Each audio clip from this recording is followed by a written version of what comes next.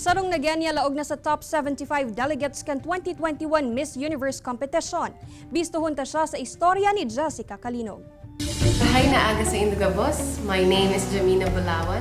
I am a graduate of Bachelor's Degree of Computer Science at Nagueña University.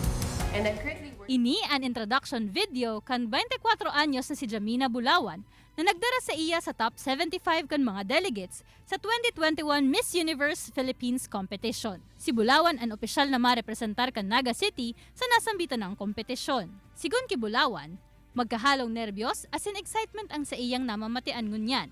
Urog na ta kinakaipuhan niya mo ng malampasan ang duwa pang elimination round kan kompetisyon. Tanganing maging opisyal na kandidata kan 2021 Miss Universe Philippines. Seeing my name na part na nga ng top 100 delegates, ayun, sobrang saya. Pero after celebrating naman, nag-focus na ako talaga dun sa mga challenges. Ikaduha pa sa naining bali ni Bulawan sa pageant, kaya aminado siya na di pa siya gayong hasa sa mga beauty pageant.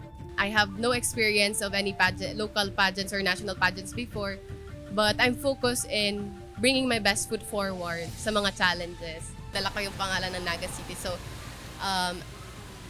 kailangan laban lang.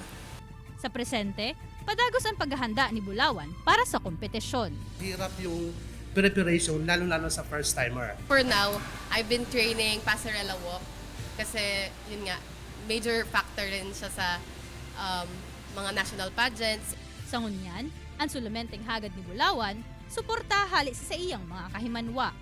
Apwera ki Bulawan, tulong iba pang Bicolana ang nakabali sa top 75 delegates na kinababalihan ni Daquises de Lavin kan Masbate, Jamila Van Gestel kan Aroroy Masbate, asin Janela Joy Quaton kan Albay. Kaibahan si Gerald Gandia, Jessica Calinog, Balitang Bicolandia.